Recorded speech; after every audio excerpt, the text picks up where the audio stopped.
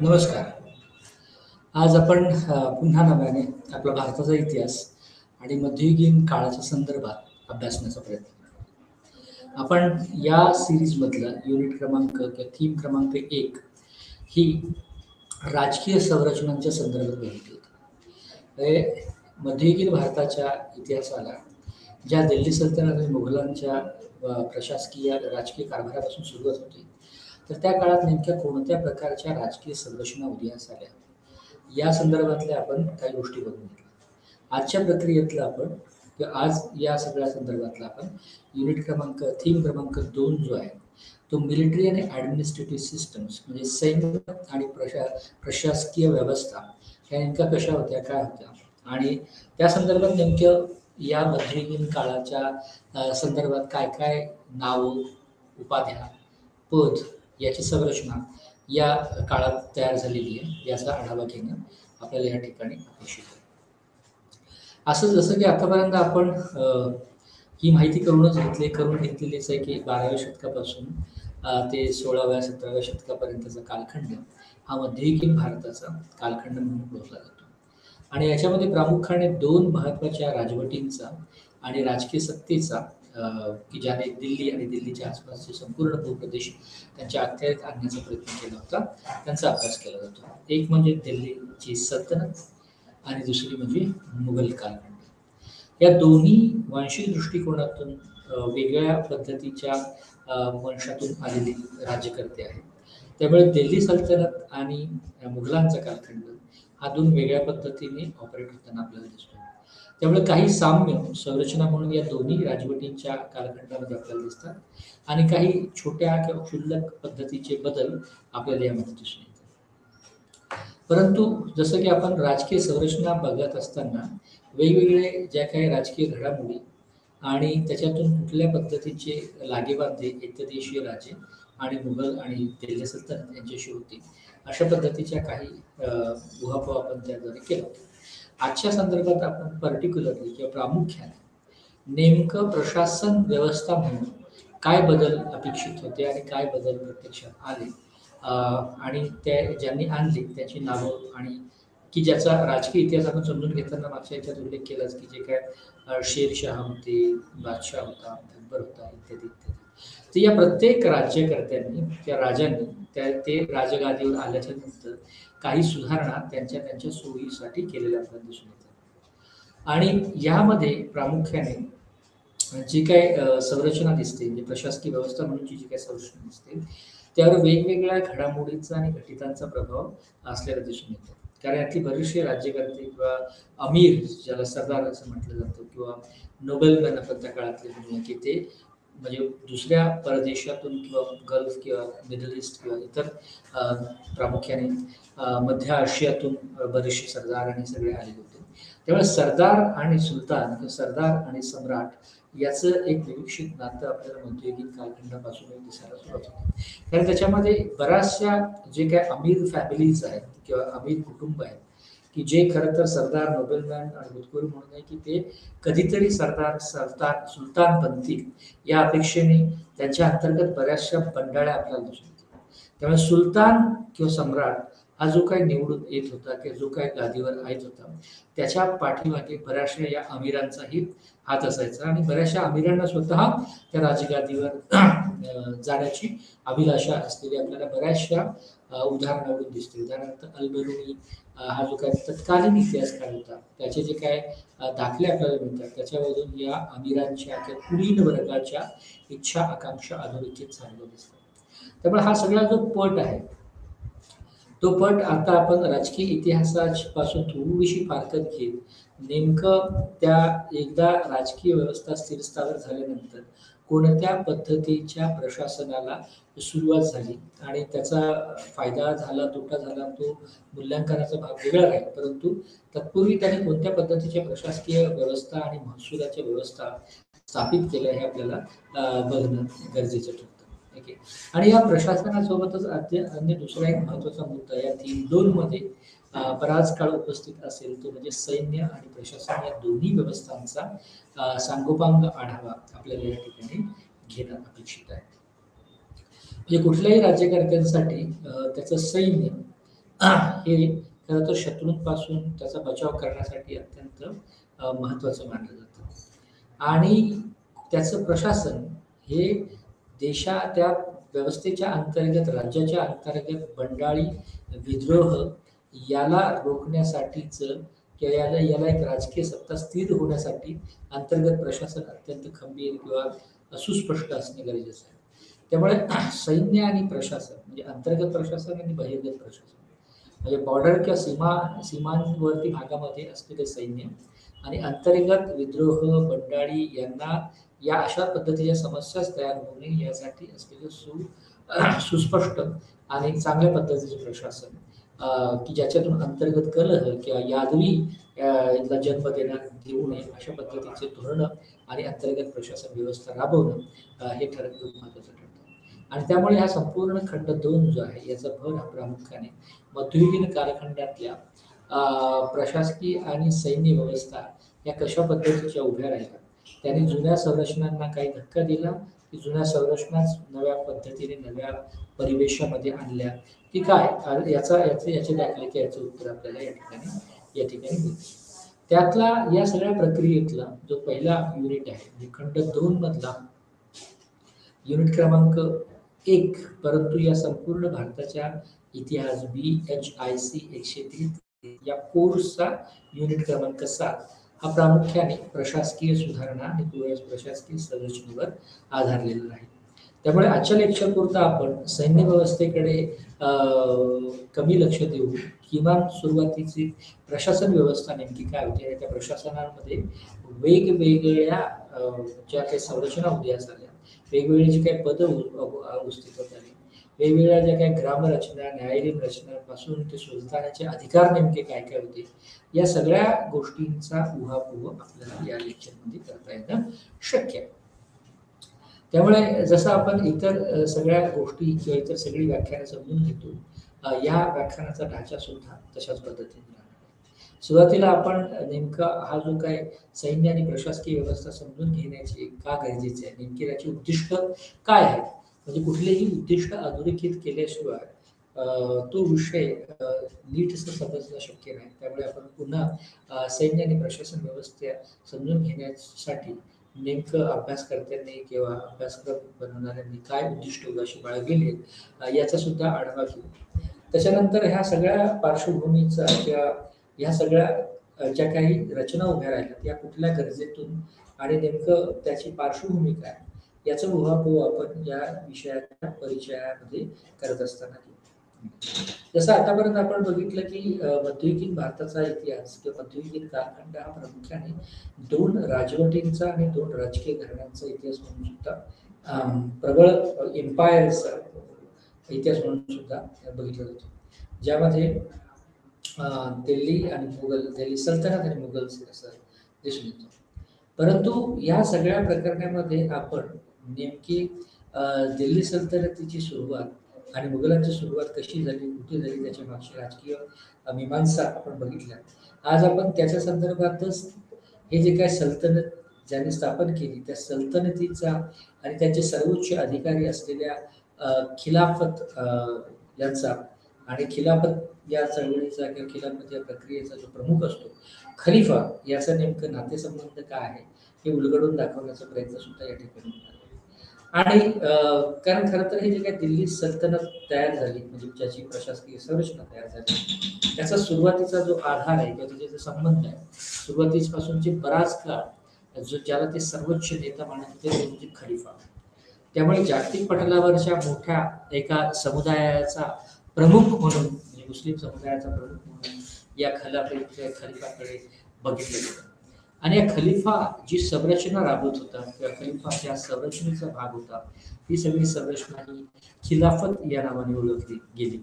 त्यामुळे खिलाफत आणि दिल्ली सल्तनतींचे संबंध सुरुवातीपासूनचे ते दिल्लीवर सल्तनतीची सत्ता स्थापित होण्यापर्यंत कसे राहिले आणि त्याच्यामध्ये कोणकोणती सत्यंतर येत गेली याचा आढावा आपण पहिल्या प्रकरणात पहिल्या मुद्द्यांमध्ये करतो.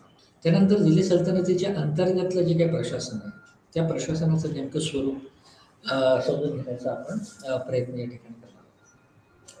आता प्रशासनाचे सुद्धा 2-3 प्रकार या ठिकाणी पडलेले आपल्याला दिसून येतात. म्हणजे एक सामान्य प्रशासन आणि विशेष प्रशासन किंवा विभागीय पातळीवरचं किंवा ज्याला प्रांतिक पातळीवरचं एक प्रशासन आणि केंद्रीय पातळीवरचं प्रशासन, अशा 2 पद्धतीच्या प्रशासकीय व्यवस्था आपल्याला या संदर्भात समजून घेता येणं शक्य आहे.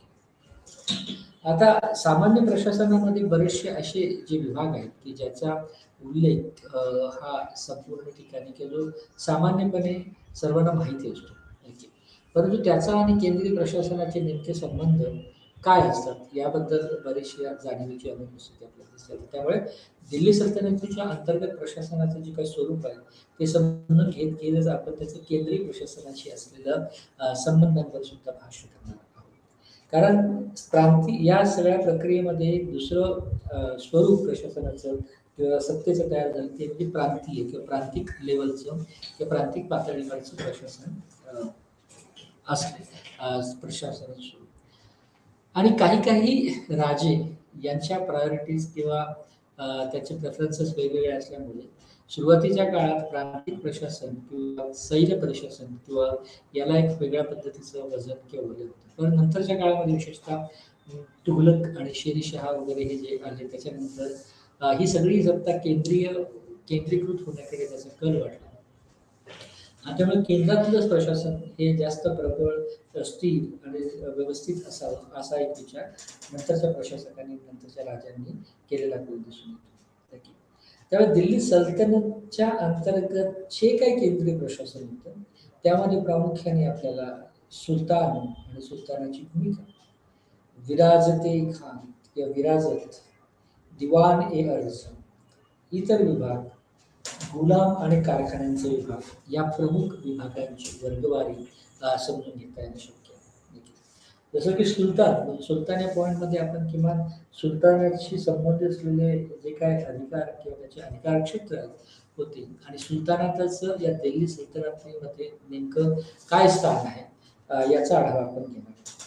विचारकमध्ये सुद्धा हा एक वेगळ्या पद्धतीचा फायनान्स डिपार्टमेंट आपण त्याला सोप्या भाषेमध्ये म्हणू शकतो. त्यामुळे त्या वित्त विभागाचं नेमकं काय स्वरूपाचं कार्य होतं आणि त्या विरासतमुळे हे जे दिल्ली सल्तनत आहे त्याचं अंतर्गत प्रशासन स्थिर झालं की त्याच्यामध्ये बऱ्याचशा गोष्टींचा ज्या अडचणी तयार झाल्या याचाही संबंध आपल्याला लावता येऊ शकतो. त्यामुळे विराजत, दिवाणी अर्ज इत्यादी विभाग जसे की सामान्य प्रशासन हा इतर विभागाचा भाग असू शकतो. परंतु गुलाम आणि गुलाम वंशाचे सरदार यांना नियंत्रण करणारा सुद्धा एक डिपार्टमेंट किंवा एक विभाग आपल्याला या ठिकाणी दिसून येतो. आणि कारखान्याचा उपयोग हा खरं उत्पादित वस्तू आणि कारखाने म्हणजे या सगळ्या दिल्ली प्रशासनात, दिल्ली राजवटीत असलेले जे काही महत्त्वाचे सुलतान, राजे, रजवाडे वगैरे या सगळ्यांची जी काही उपयोगाची, उपभोगाची जी काही समस्या होती ते सोडवण्यासाठी कारखान्याची निर्मिती करण्यात आली. त्यामुळे त्या कारखाना मेंटेन करणे किंवा त्या कारखान्याचं संपूर्ण व्यवस्थापन करणे यासाठी सुद्धा एक कारखाना विभागाची स्थापना आपल्याला झालेली दिसून येते. आणि हे 5 ते 7 पॉईंट जे आहेत किंवा बिंदू जे आहेत हे संपूर्ण केंद्रीय प्रशासनाचं विश्लेषण करताना लक्षात घेण्याजोगे मुद्दे आहेत. त्याच्यानंतर केंद्रीय प्रशासन झाल्याच्या नंतर अंतर्गत प्रशासन किंवा प्रांतिक प्रशासन याचा सुद्धा एक कॉग्निझन की याचा सुद्धा एक याच्याबद्दल सुद्धा एक मत व्यक्त करणार की याच्याबद्दल नेमकं का कुठल्या पद्धतीचं प्रांतिक प्रशासन त्या काळात अस्तित्वात आलं होतं याची नोंद घेणे गरजेचं आहे.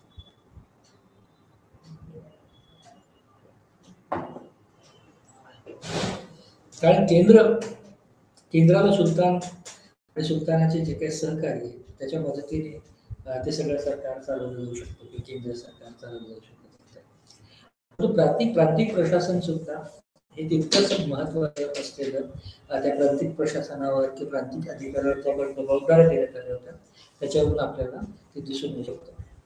त्यामुळे दिल्ली सल्तनत समजून घेताना आणि मुघल प्रशासन समजून घेताना केंद्रीय आणि प्रांतिक या दोन्ही प्रशासनांचे जे काही विविध धोके आहेत ते आपल्याला समजून घेतले. त्यानंतर आपण शेरशाह हा जो एक महत्त्वाचा सुलतान होता त्याच्या अंतर्गत कोणत्या पद्धतीच्या सुधारणा किंवा कोणत्या पद्धतीचे बदल झाले आणि त्याने कोणत्या पद्धतीच्या बदलांसाठीचं आवाहन केलं त्याच्या सरकारने याची नोंद. हा सगळा मुद्दा समजून घेतल्याच्या नंतर मुघल आणि मुघल अधिपत्याखाली, कारण नंतर सल्तनतीचा कालखंड जाऊन हा मुघलांचा कालखंड सुरू होतो. आणि त्या मुघलांच्या कालखंड किंवा मुघल जेव्हा सत्तेत येतात तेव्हा त्यांनी सुद्धा बराचसा बदल केंद्रीय प्रशासनामध्ये केलेला दिसून येतो. त्यामुळे दिल्ली सल्तनतीच्या अंतर्गत प्रशासन आणि मुघल सम्राटांच्या अधिपत्याखाली असलेल्या प्रशासनामध्ये किंवा त्याच्या नामावलीमध्ये सुद्धा आपल्याला बराचसा बदल दिसून येतो.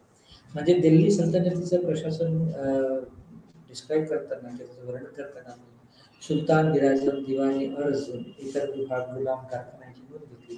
तसं मुघलांच्या अधिपत्याखाली केंद्रीय प्रशासन त्याला आपल्याला सम्राट, वकील आणि त्याचा वजीर, दिवाने कुल, मीर बक्षी, मीर समान, सदर उस सुदूर इत्यादीचे जे काही संदर्भ आहेत ह्या सगळ्या ज्या गोष्टी आहेत त्या या सगळ्या गोष्टींचा वापर आपल्याला करणं गरजेचं आहे. त्याच पद्धतीने त्यामुळे जसं सल्तनतीच्या कालखंडामध्ये शाहीच्या काळात मुघल केंद्रीय आणि प्रांतिक असा प्रशासनाचं विभाजन किंवा वर्गवारी दिसून येते, तशीच वर्गवारी आपण मुघलांच्या प्रशासनात समजून घेण्यामध्ये सुद्धा दिसून येते. त्यामुळे मुघलांच्या अधिपत्याखाली जे काही प्रांतिक प्रशासन होतं त्यामध्ये मग त्यांनी प्रांतिक गव्हर्नर निवडले, दिवाण निवडले, बक्षी निवडले, दरोगा ए डाक पत्रव्यवहाराच्या संदर्भातला आणि गुप्त सेवा असे काही महत्त्वाचे 5 बिंदू किंवा 5 प्रांतिक अधिकारी आपल्याला मुघल प्रशासनाच्या अधिपत्याखाली त्याची वर्गवारी केलेली आपल्याला दिसतात. त्यानंतर मुघलांच्या अधिपत्याखाली स्थानिक प्रशासन होतं, एक प्रांत पातळीवरचं आणि स्थानिक पातळीवरचे, ज्यामध्ये सरकार वेगवेगळी बांधली आणि या सरकारचं जे मुख्य इकाई युनिट्स विभाग होता तो म्हणजे शीख. तेव्हा शीख हे जे काही युनिट आहे ते एका स्वतंत्र स्वायत्त सरकारासारखंच चाललेलं आपल्याला दिसून येतं.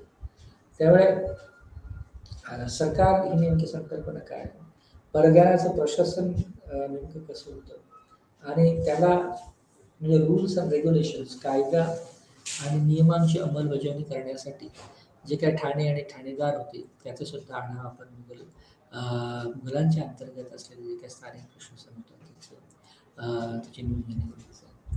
त्याच्यानंतर वेगवेगळे शहर, किल्ले, बंदर अशा ह्या सल्तनतीचा कालखंडाचा विस्तार झाला किंवा नंतरच्या काळात मुघलांच्या कालखंडाचा विस्तार झाला, तर त्यामुळे त्यांना नवीन पद्धतीची शहरे काबीज करावी लागली, नवीन पद्धतीची बंदरं स्थापित करावी लागली.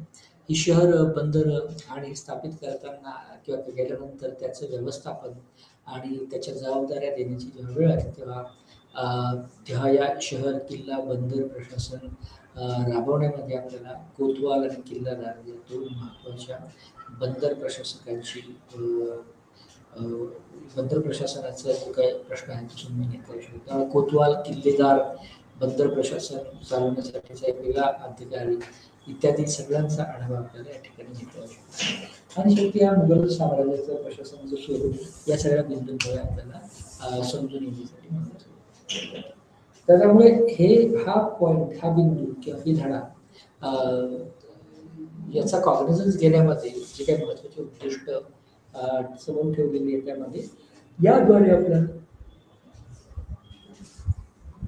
खलिफा आणि दिल्ली जी सल्तनत होती याचे संबंध समजून घेण्यामध्ये मदत होईल.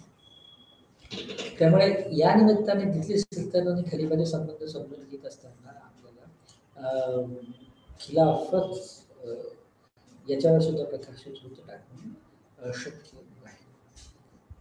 या सगळ्या प्रकारातून आपण दिल्लीची सल्तनत किंवा दिल्ली सल्तनत आणि दिल्ली सल्तनतचे अंतर्गत प्रशासन आणि स्वरूप याचा सुद्धा आपल्याला आढावा घेता येणं शक्य आहे. ओके, त्यामुळे प्रांतीय स्तरावर विविध विभागाची यादी याद्वारे आपल्याला समजून घेता येणं शक्य आहे. ओके, आणि हे कार्य आपल्याला समजून घेता येणं शक्य आहे. त्यामुळे प्रांतीय स्तर, स्थानिक स्तर हे सगळे स्तर समजून घेणं हा मला वाटतं हा एक महत्त्वाचे उद्दिष्ट या ठिकाणी आपल्याला आपल्यापुढे ठेवण्यात आलेलं आहे. हे सगळे जे काही बिंदू आहेत ते बिंदू आपल्याला हा सैन्य व्यवस्था आणि प्रशासन व्यवस्था मुघलकालीन आणि सल्तनतकालीन सैन्य व्यवस्था आणि प्रशासन व्यवस्था समजून घेताना हे महत्त्वाच्या बिंदूंचा उलगडा आपल्याला याद्वारे होईल. त्यामुळे मुघल प्रशासकीय संरचना ही ही अचानक आलेली अशी संरचना नाही, तर ती एका विविध टप्प्यांवर उत्क्रांत होत गेलेली किंवा त्याचा विकास होत गेलेली अशी संरचना म्हणून पुढे आपल्याला दिसून येते. त्यामुळे मुघल प्रशासकीय जी काही मुघल प्रशासनाची जी काही संरचना आहे त्याची उत्क्रांती किंवा त्याची क्रोनॉलॉजी, त्याचा क्रम आपल्याला याद्वारे समजून घेता येऊ शकतो.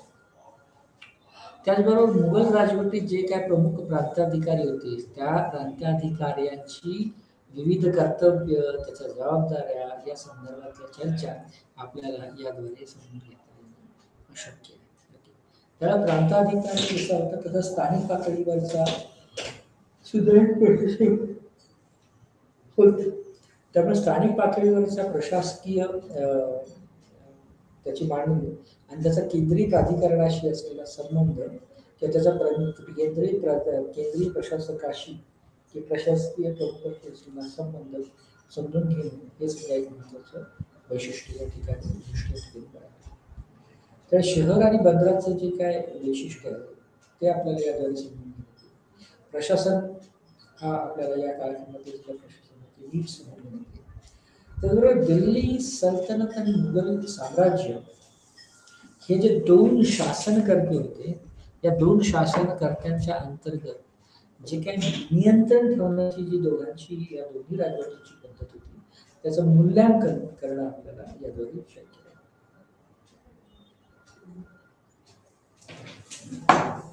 त्यामुळे दिल्ली सल्तनतीचा कारभार किंवा दिल्ली सल्तनत ही हिचा प्रशासकीय व्यवस्था आणि मुघल साम्राज्याची प्रशासकीय व्यवस्था याच्यामध्ये काही तुलनात्मक अभ्यास किंवा तुलनात्मक बिंदूंचा सरमिसळ किंवा बिंदूंची चर्चा आपल्याला याद्वारे करता येईल. त्यामुळे ही प्रमुख उद्दिष्ट या ठिकाणी बाळगण्यात आलेली आहे. त्यामुळे हा धडा समजून घेताना आपल्याला या सगळ्या गोष्टींचा उमग. त्यामुळे सल्तनतीची स्थापना आपण जो त्याचा राजकीय इतिहास बघितला होता, त्या राजकीय इतिहासाच्या संदर्भात किंवा त्याचे पार्श्वभूमी समजून घेताना आपण या गोष्टीचा उहापोह केला होता की दिल्ली सल्तनतीचा जो काही संस्थापक आहे किंवा फाउंडर आहे तो कुतुबुद्दीन ऐबक हा महत्त्वाचा सेनानी आम्ही याच्यामुळे या दिल्ली सल्तनतीची स्थापना झाली आपल्या. तर कुतुबुद्दीन ऐबक हा या प्रक्रियेमधला ओरिजिन करताना की ज्याच्यामुळे स्थापना झाली त्याची दखल घेणं सुद्धा या ठिकाणी महत्त्वाचं आहे. त्यामुळे कुतुबुद्दीन ऐबकने 1206 म्हणजे जवळजवळ 13व्या शतकामध्ये आपल्याला दिल्ली सल्तनतीची स्थापना केली.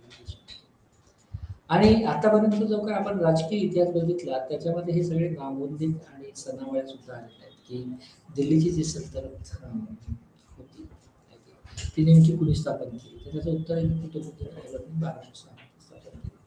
परंतु त्यामध्ये आपण दिल्ली सल्तनतीने जो काही साम्राज्य विस्तार केला आणि साम्राज्य विस्तार करताना ज्या काही अडीअडचणी त्यांना एकदेशी हिंदू राजांकडून आल्या तर त्याची सोडवणूक करण्याचा प्रयत्न दिल्ली सल्तनतीने बऱ्याच वर्षापासून केलेला दिसतो. त्यामुळे त्या सल्तनतीचा विस्तार जो काही झाला त्याचाही आढावा आपण खरं तर आपल्याला घेणं. त्यामुळे सल्तनत जे आहे ते खरं तर तुर्की शासक त्या तुर्की शासकांची ही सल्तनत असलेली आणि नंतर जे मुघल होते ते अफगाणी वंशीय सम्राट असलेले आपल्याला दिसून येतात. त्यामुळे तुर्की शासक जे होते त्यांचं जे काय शासक म्हणून स्वरूप होतं त्याच्यामध्ये त्यांनी बऱ्याचशा स्थानिक राजांचा अंत करून त्यांचं प्रबळ त्यांचं प्राबल्य स्वतः स्थापित केलेलं आपल्याला दिसून येतं. त्यामुळे सगळ्या तुर्की शासकांनी बऱ्याचशा जे काही छोटे कमकुवत असे काही स्थानिक शासक होते, राजा होते किंवा भारताच्या संदर्भामध्ये आपल्याला ऐत्यदेशीय जे काही राजे होते की ज्यामध्ये राजपूत आणि इतर बरेचसे असे हिंदू राजे होते की त्यांच्या त्या सगळ्या संघर्षामध्ये आपल्याला तुर्की शासकांनी या स्थानिक राजांचा अंत केलेला आपल्याला त्या स्थानिक राजांना संपूर्ण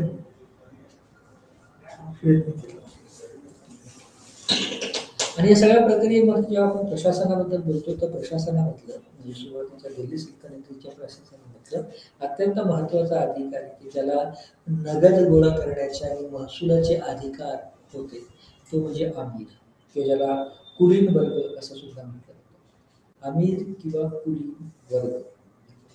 त्या आमीर किंवा कुलीन वर्गाला या नगद आणि महसूल गोळा करण्याचे अधिकार देण्यात आलेले आहेत. आणि अमीर किंवा कुलीन वर्गामध्ये सततचा सत्ता संघर्षही सदा सर्व काळ चाललेला आपल्याला दिसून येतो. त्यामुळे अमीर या पदासाठी जे काही नगद आणि महसुलाचे अधिकार होते त्याचं ते इकडे होतेच. परंतु या सगळ्या नवीन प्रशासकीय प्रणालीचा उद्देश नेमका काय होता तर कुठलीही नवीन प्रशासकीय प्रणाली या जुन्या प्रश्नांना नव्या पद्धतीने उत्तर देण्याचा एक प्रयोग म्हणून बघितला जातो. त्यामुळे या नवीन प्रशासकीय प्रणालीचा एक महत्त्वाचा उद्देश ऐक्यदेशीय किंवा देशांतर्गत राज्यांतर्गत जे काही विद्रोह बंडाळी असतील ते मोडून काढणं आणि त्याच्याबद्दलची इत्थंभूत माहिती स्वतःकडे असणे गोळा करणे ओके असं आपल्याला दिसून येतो. त्यामुळे काही ठिकाणी जेव्हा राजा आणि अमीर किंवा कुलीन वर्ग यांच्यामध्ये संघर्ष दिसून येतो त्यामुळे तो संघर्ष शमवण्यासाठी सुद्धा विविध पद्धतीच्या तो जो विद्रोही राज्य तो सगळा हा याच्यामध्ये सगळा त्यामुळे विद्रोही राजांना प्रशासनिक आणि सैन्य व्यवस्थेमध्ये खरं तर सल्तनतीच्या राजवटीच्या कर्तव्याने स्थान देऊन त्याचा विद्रोह शमवण्याचा प्रयत्न केलेला आपल्याला दिसून येतो. आणि त्यामुळे एक वेगळ्या पद्धतीचं अडॅप्टिव्ह अकोमोडेटिव्ह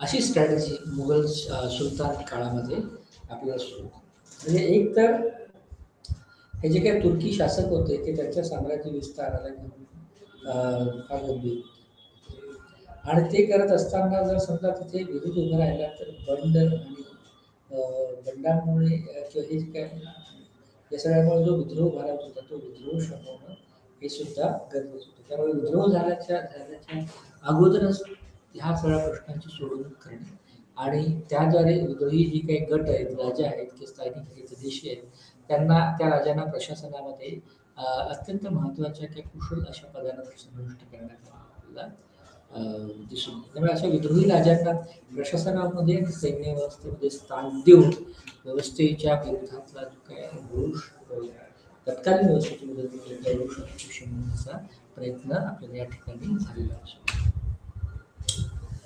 त्यामुळे दिल्ली सल्तनत ही जशी 1206 हे कुतुबुद्दीन ऐबक याच्या नेतृत्वाखाली किंवा याच्या प्रयत्नांनी स्थापन झाली तसं दिल्ली सल्तनतीचे जे काही अधिकारी होते त्यानंतरच्या काळामध्ये या सगळ्या मध्यपूर्वेमधले जे काही खिलाफत होते त्या खिलाफतीच्या संदर्भातले संबंध आपल्याला काही ठिकाणी क्षीण झालेले आपल्याला दिसून येतात. त्यामुळे खरं तर मोहम्मद पैगंबराच्या मृत्यूनंतर खलिफा किंवा खिलाफत अशा पद्धतीच्या चळवळीचा उगम या धार्मिक व्यवस्थेमध्ये झालेला आपल्याला दिसून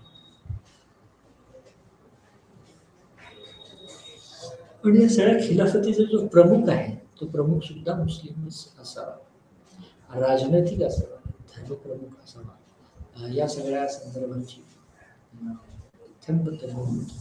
आपल्याला या ठिकाणी दिसून येते.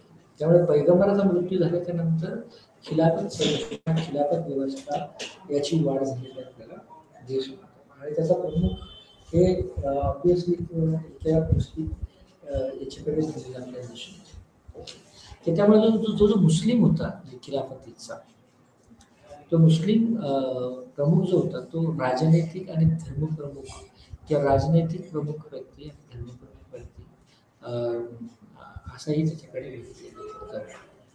त्यामुळे धर्मप्रमुख आणि राजनैतिक हे सगळे मुस्लिम प्रमुख असलेल्या तर केंद्रीय खिलाफत जी होती ती नंतर हळूहळू कमकुवत होती कारण या सगळ्या सल्तनतीचे जे काही राजे होते, रजवाडे होते, बालबन होते, या सगळ्यांवर खिलाफत चळवळीचा खिलाफतचा एक मोठा प्रभाव होता. त्याही काळात दिसून येत होतं. कारण खिलाफत चळवळ ही अत्यंत सशक्त अशी चळवळ होती. आणि मोहम्मद पैगंबराच्या मृत्यूनंतर तयार झालेली जी काही पोकळी आहे, त्या पोकळीच्या संदर्भामध्ये खिलाफत चळवळ सुद्धा आपल्याला संबंधित आहे. पण नंतरच्या काळामध्ये आपल्याला दिसून येते की खिलाफत चळवळीमध्ये सुद्धा नंतरच्या काळामध्ये 3 भाग पडलेले आहेत. त्यामुळे सुरुवातीच्या काळातले जे काय ज्याला पवित्र खलिफा असं म्हटलं जातं, त्यामुळे सुरुवातीच्या काळातले जे ते 4 महत्वाचे हजरत वगैरे वगैरे असे 4 महत्वाचे खलिफाच्या नंतर पुन्हा दिल्ली सल्तनत आणि खिलाफतीचे संबंध किंवा या सगळ्या संदर्भातले जे काही महत्वाचे बिंदू आहेत ते मागे पडलेले आपल्याला दिसून येतात. ओके. त्यामुळे याच कालखंडाच्या संदर्भात उमय्यवाद म्हणजे ते 3 भाग पडले, तर ती खिलाफतीचे 3 भाग त्यामध्ये प्रामुख्याने उमय्याद वंश हा जो काही स्पेनचा होता तो वेगळा झाला. फातिमा वंश जो होता तो की ज्याचा प्रमुख जो फातिमा वंश म्हणून केला तर तो मिस्र या नावाने सुद्धा ओळखला. आणि शेवटचं म्हणजे बगदाद. ह्या सगळ्या तिन्ही घटनांची किंवा तिन्ही ज्या काही खिलाफती आहेत त्यानंतर सुरुवातीच्या काळातली असलेली एक खिलाफत विभक्त झालेली आपल्याला दिसून येते. त्यामुळे 3 मध्ये स्पेन, मिस्र आणि बगदाद या भौगोलिक प्रदेशांवर आपल्याला या सगळ्या व्यवस्थेचं या सगळ्या गोष्टीची स्थापना झालेली आहे. दिल्ली सल्तनतीची स्थापना झालेली.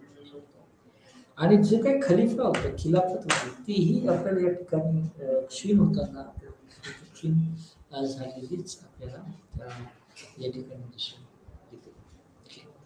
त्यामुळे पैगंबराच्या मृत्यूनंतर खलिफा या संरचनेला जरी पाठबळ मिळाली असली तरी सुरुवातीच्या काळामध्ये बरेचसे लोक या अशा पद्धतीच्या जुन्याच गोष्टीमध्ये दिसून येतात. आणि केंद्रीय खिलाफत ही नंतर जशी 3 भागामध्ये विभागली गेली, उमय्यद वंश, स्पेन, वंश, याची सुद्धा दखल घेणं गरजेचं आहे. आणि सुरुवातीच्या काळामध्ये खिलाफतीचे यांचे घनिष्ठ संबंध, दिल्ली सल्तनतीचे जे काही राज्यकर्ते होते त्यांचे अत्यंत घनिष्ठ संबंध, नेतृत्वाचे संबंध सुरुवातीला दिसतात.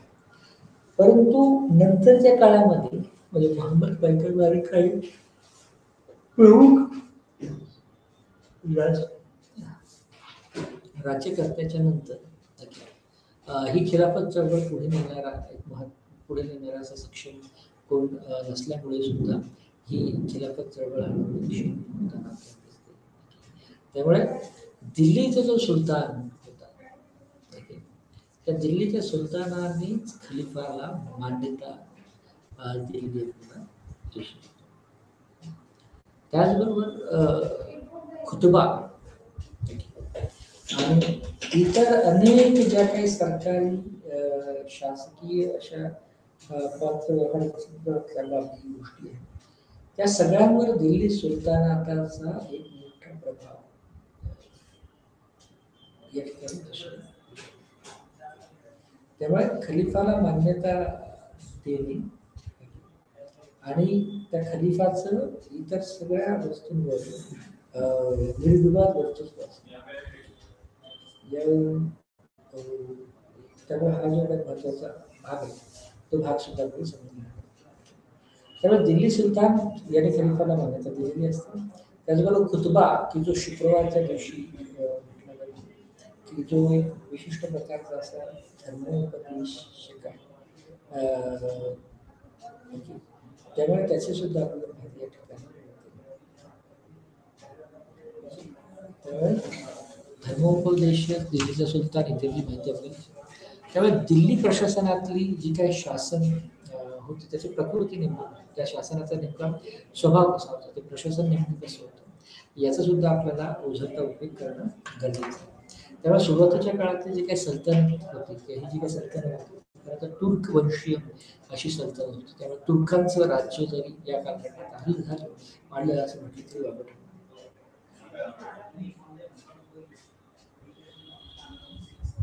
त्यामुळे सुरुवातीच्या काळामध्ये तुर्क ज्या मध्य आशियामधून जे उत्तर भूप्रदेशामधून येतात, तर त्यांनी इथल्या एजदेशीयांशी त्यांच्या स्वतःच्या ताकदीच्या जोरावर आणि कूटनीतीच्या जोरावर दिल्ली प्रशासनामध्ये किंवा दिल्लीचा राजकीय कब्जा जरी घेतलेला असला, तरी ते प्रशासन चालवण्यासाठी बऱ्याचशा साधनांचा अभाव त्या ठिकाणी असलेला आपल्याला दिसून येतो.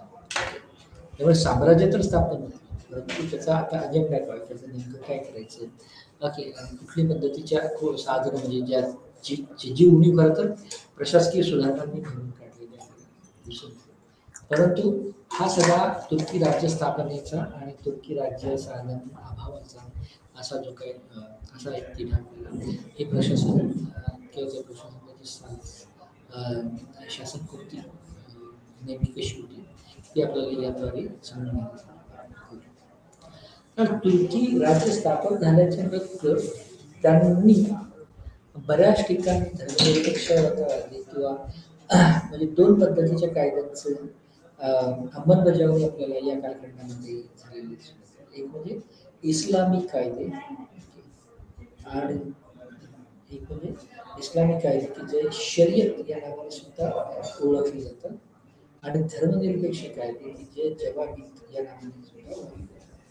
त्यामुळे कुणावरच हा निर्णय थोपवला जाऊ नये किंवा अशा पद्धतीचे गैरसमज होऊ नये, त्यासाठी याची रचना धर्मनिरपेक्ष कायद्यांची आणि इस्लामिक कायद्याची रचना केली आपल्याला दिसून येते. परंतु इथलं एवढं सर्व असताना सुद्धा म्हणजे राजकीय सत्ता ताब्यात आहे, फक्त राजाचा त्याचा विस्तार, स्थापन आणि साधनेचा अभाव दिसून येतो. इस्लामिक कायदे आणि शरीयतचे कायदे लागू होतात. परंतु हा समुदाय किंवा हा जो काय याच्यामध्ये एक विसंगती सुद्धा आपल्याला दिसून येते. म्हणजे काही ठिकाणी विशेषतः कट्टर सामुदायिक शफाई याची जी मागणी होती, एवढे सगळे कायदे असून सुद्धा आणि प्रासत चालवण्याची इच्छा असून सुद्धा या सामुदायिक शफाई या कर्मचाऱ्यांची मागणी मान्य झाली. आणि अशा पद्धतीच्या मागणी मान्य न होण्याच्या इतर दाखल्यांमधून ह्या सगळ्या या काळातले सुलतान किंवा सम्राट हे म्हणावे तेवढे कट्टर किंवा ज्याला धर्माधिष्ठित असं जे काय अनुकरण असायला हवं तशा पद्धतीचं याची परिणाम त्यामध्ये होत नाही. त्यामुळे ती विसंगती आपल्याला ती जी विसंगती ती ठामपणे आपल्याला दिसते. आणि अशाच पद्धतीच्या एका दुसऱ्या डॉक्युमेंटचा अर्थ जातो, एका दुसऱ्या डॉक्युमेंटचा संदर्भ देताना बर्णी सुद्धा एका विशिष्ट वार्तालापाचे विशिष्ट पद्धतीच्या वार्तालापाचं कथन आपल्याला बर्णीच्या दाखल्यामध्ये त्यामुळे याच्या सगळ्याचा मतितार्थ काय आहे की तुर्की धर्म हा खर तर कुणावरच आधारित व केंद्रित राज्य. ओके, त्यामुळे तुर्की धर्म आधारित असं केंद्रीय राज्य नव्हतं आणि आवश्यकतानुसार नीती निर्धारण करण्याच्या सुद्धा गोष्टी आपल्याला दिसून येतात. म्हणजे एक म्हणजे सल्तनत असली म्हणजे कठोर नियम सुलतान जे ठरवेल ते अशा पद्धतीचा जरी एक प्रभाव किंवा अशा पद्धतीचा जरी सुद्धा एक समज आपल्याला असला तरी सुद्धा परिस्थितीनुरूप वेगवेगळ्या गोष्टी बघून केंद्र आणि राज्य याच्यातले संबंध नेमके कसे आहेत आणि त्याच्या आवश्यकतेनुसार कोणत्या पद्धतीच्या नीतीचं निर्धारण केलं जातं याचा उहापोह किंवा याचा दाखला सुद्धा आपल्याला या ठिकाणी घेतलेला दिसून येतो. आणि त्या अर्थाने मग दिल्लीमधलं जे काही शासन किंवा स्थानिक प्रशासन म्हणून उभं राहतं की जे प्राथमिक प्रशासन सुद्धा आहे, त्यामुळे सामान्य प्रशासन हे एक वेगळ्या पद्धतीचा प्राज्ञातिक किंवा प्रत्यक्ष असा गरजेचा असा अप्रोच घेताना आपल्याला दिसून येतो. त्यामुळे आवश्यकतेनुसार नीती निर्धारण आपल्याला या काळातल्या सुलतानांनी केलेलं आपल्याला दिसतं. दिल्ली सल्तनतीच्या अंतर्गत प्रशासन, त्यामुळे यातला एक हा मुद्दा जो आहे की दिल्ली सल्तनत स्थापित झाल्याच्या नंतर त्यातल्या अंतर्गत प्रशासन नेमकं काय होतं. तर या सगळ्या दिल्ली सल्तनतीच्या संदर्भामध्ये या सगळ्या व्यवहारांचा राजव्यवहाराचा जो काही प्रमुख होता तो होता सुलतान, की जो सार्वभौम म्हणून सुद्धा ओळखला गेलेला आपल्याला दिसून येते.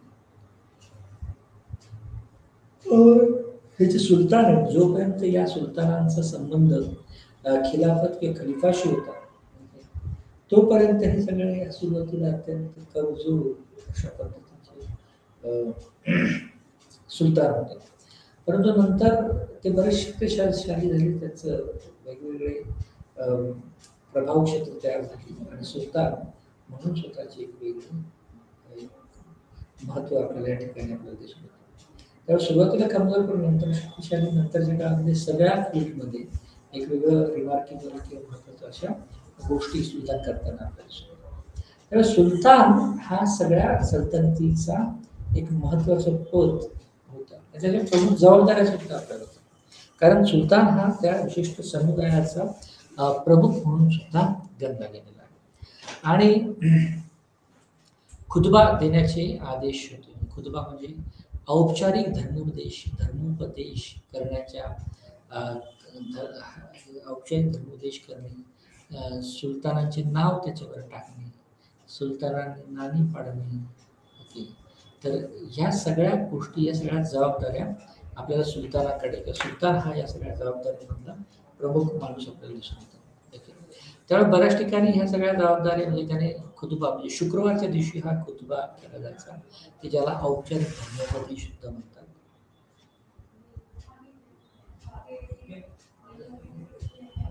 त्या खुलत्यामध्ये सुलतानाचं नाव असलेलं दिसून येतं. त्या म्हणजे धर्मोपदेशामध्ये सुलतानाचा संदर्भ देऊन की त्याचं नाव आपल्याला दिसून येतं.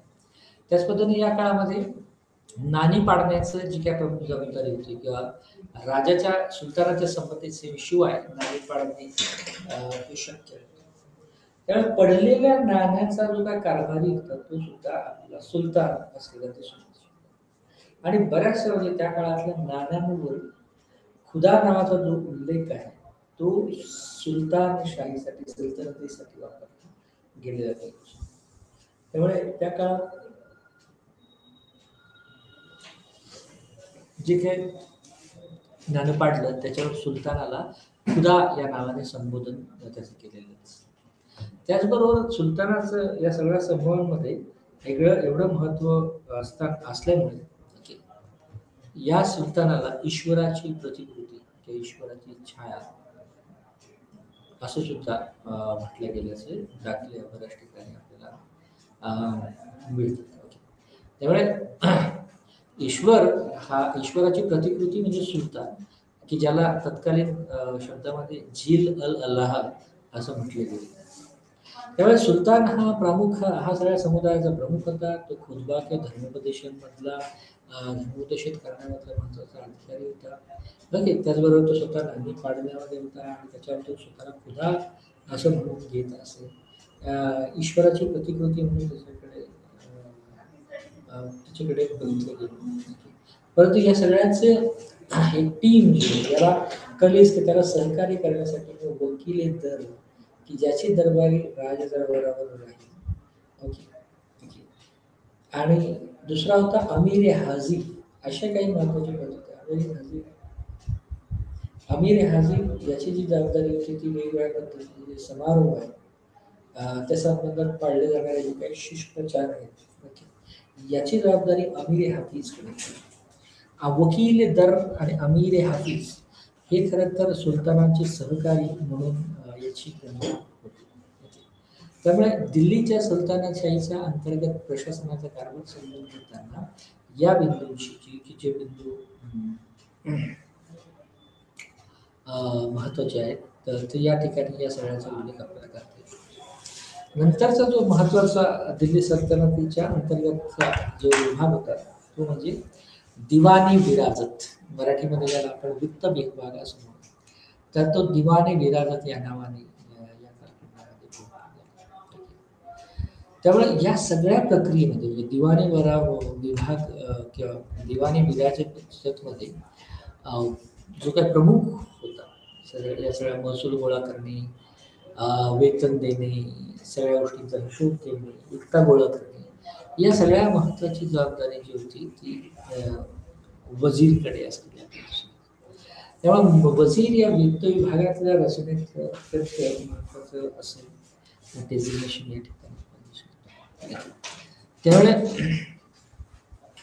वजिराने महसूल गोळा करणे, वेतनाचा हिशोब ठेवणे, उपकार गोळा करणे किंवा या वजिराच्या अखत्यारीच्या सगळ्या गोष्टी करणे हे प्रामुख्याने दिवाने विराजित या विभागात किंवा याचं काम आपल्याला दिसून येतं.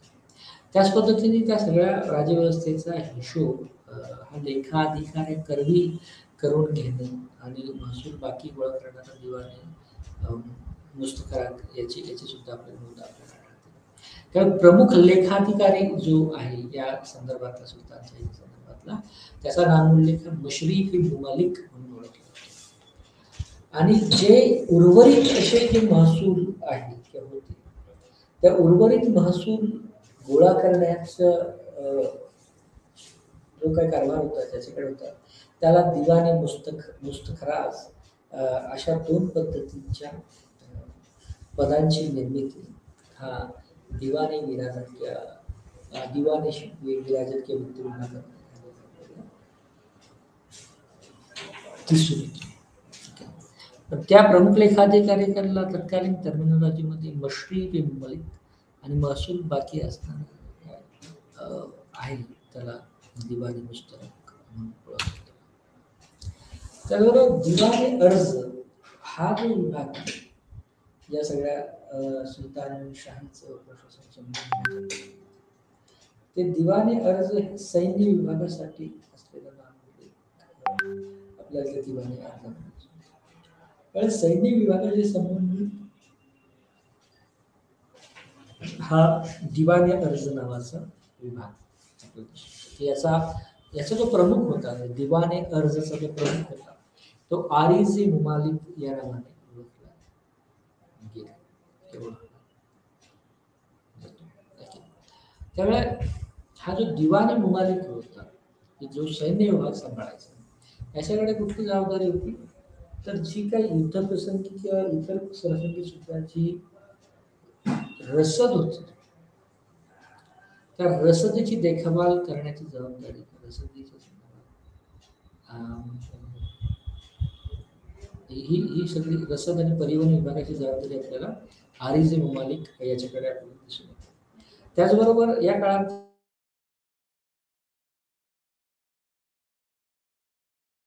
वापर केलेला आपल्याला दिसून येतो. त्यामुळे ती चिन्ह सैनिकांसाठी सुद्धा आपल्याला आढळून येतात आणि तशाच पद्धतीचे चिन्हमय शिक्के आपल्याला घोड्यांवर लावलेले असतात की ज्याद्वारे इतर जे काही मुत्सद्दार किंवा इतर जे काही महत्वाचे अधिकारी आहेत ते घोड्यांची अदलाबदल किंवा त्या संदर्भातल्या काही गोष्टी करणार नाही याची काळजी आपल्याला या ठिकाणी आणि हे जे काही नियम आहे ते नियम खरं तर कठोर जे झाले तुगलक काळापासून झालेले आहेत. आणि प्रमुख असे जे काही विभाग आहेत की जे सुलतान सल्तनत काळाच्या सल्तनतशाहीच्या प्रशासनामध्ये कदाचित महत्वाचा रोल त्यांनी प्ले केलेला दिसतो. याबरोबरच अन्य विभागाची ही रचना आपल्याला सुलतानशाहीमध्ये जसं की म्हणजे पत्रव्यवहार किंवा पत्रव्यवहारासंदर्भात ज्या इतर ज्या बाबी होत्या त्याचा कारभार करणारे किंवा त्याच्यामध्ये लक्ष घेणारी महत्वाची व्यक्ती आहे ते दरिमी मुमालिक. त्या दरिमी मुमालिक जो आहे तो पत्रव्यवहाराशी संबंधित असा अधिकारी आणि पत्रव्यवहाराशी संबंधित असलेले अधिकारी हा दरिमी मुमालिक दरीब ए मुमालिक म्हणून ओळखला. परंतु हा जो विभाग आहे की जो पत्रव्यवहार हँडल करतो किंवा तो त्याचं नाव दिवाने इंशा.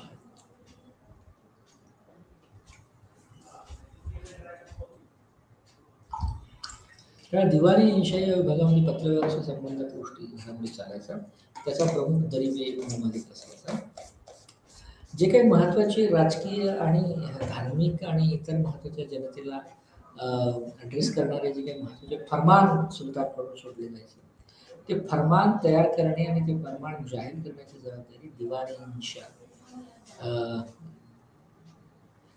इंशाकडे असलेली समाचार गुप्त वार्ता किंवा सगळ्याच्या विविध बातम्या पोहोचवण्याची जबाबदारी साठी एक वेगळा समाजचा विभाग होता की ज्याला बरीद मुंबालिक असं म्हटलं जातं.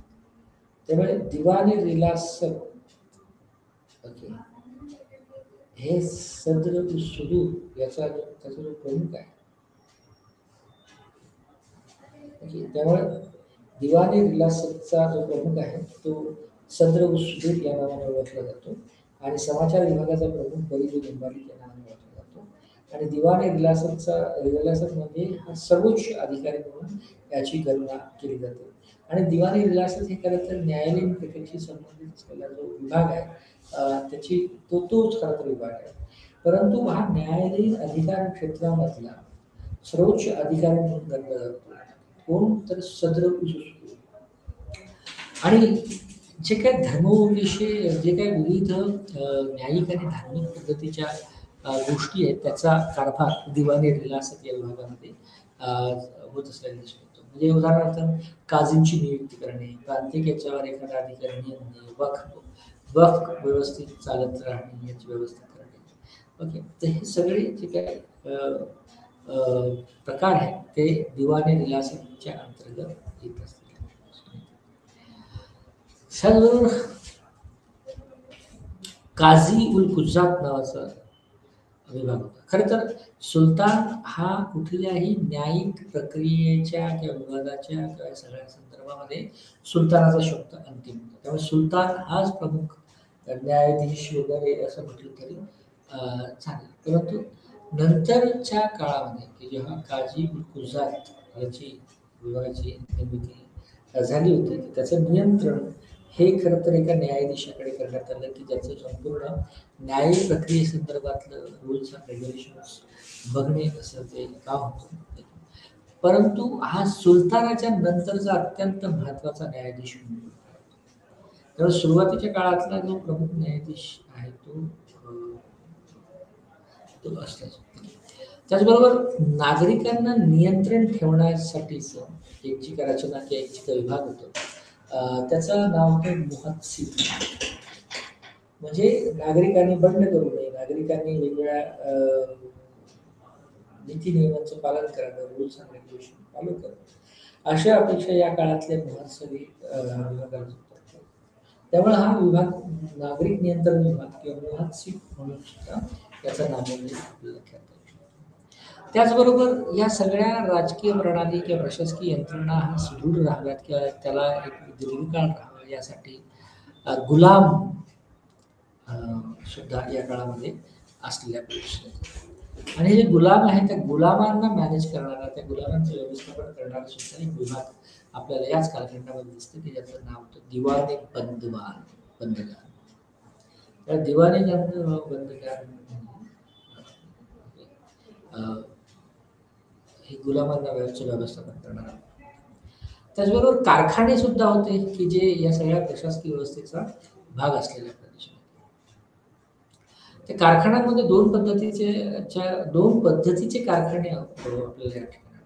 खरं तर कारखान्याचं मुख्य लक्ष जे होतं तर या काळामध्ये सुलतानच्या आसपासची मंडळी आणि बराचसा मोठा जो काही समुदाय होता की जो राजवाड्यामध्ये असायचा त्याच्या गरजा आणि इतर ज्या काही गोष्टी आहेत त्या भागवण्यासाठी स्वतःचाच मशिनरी